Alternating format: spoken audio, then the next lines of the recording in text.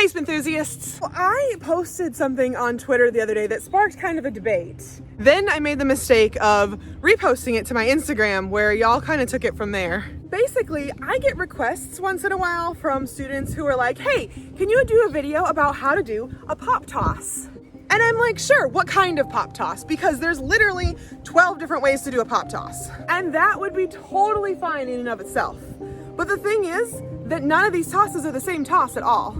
What we need to realize, and if you look it up in the WGI handbook of color guard basic moves, is that a pop toss is not just a toss by itself, but rather it's sort of a classification or a way that you can do tosses.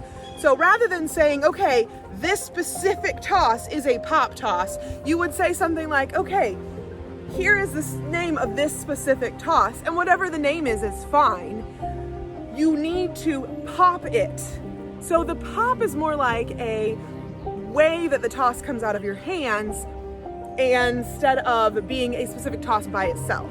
My suggestion is that we remove the term pop toss from the list of names of tosses, and we take it and we throw it into a category more like, you know, your 45 toss. There's 12 different ways to do a 45. I don't actually know if there's 12. I know we have 6 or 8 different videos on how to do 45s on our own channel, and I know we don't cover all of them. But 45 is a category of tosses, and you can do a front 45, a blind 45, a surprise 45, any of these different types of 45s. So with a pop toss, we need to kind of consider it the same way rather than just saying this specific toss is a pop toss. Now, specifically for your entertainment, I'm going to show you 12 different ways that I have learned to do a pop toss.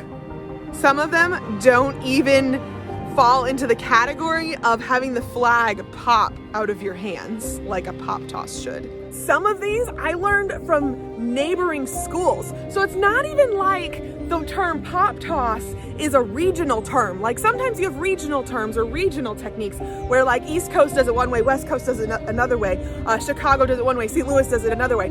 That's not even the case with this. There are schools right next door to each other that compete with each other that use the term pop toss to mean 2 completely different tosses.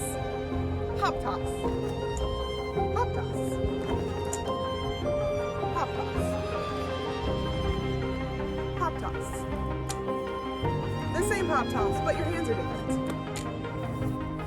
Pop toss. Another pop toss. Pop toss. The same pop toss, but you catch on your shoulder. Pop toss.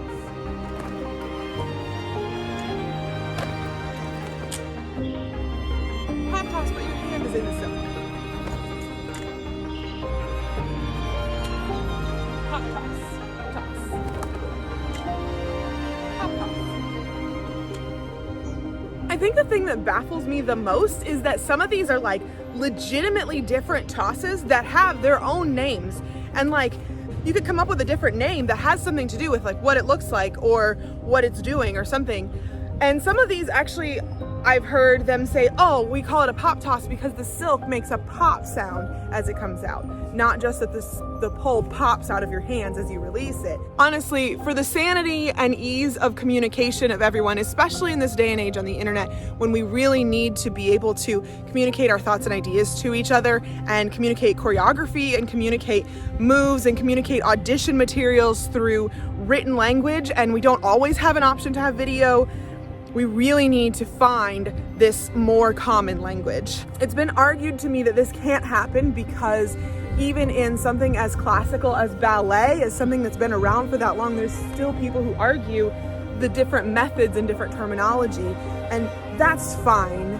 I just know that we need something more consistent. If you're in ballet and someone tells you to do an arabesque, you're probably going to know what an arabesque is.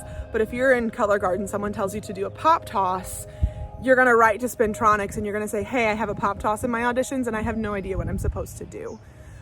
Write to the people who are curating your auditions and ask them, if you can send a video, then send a video.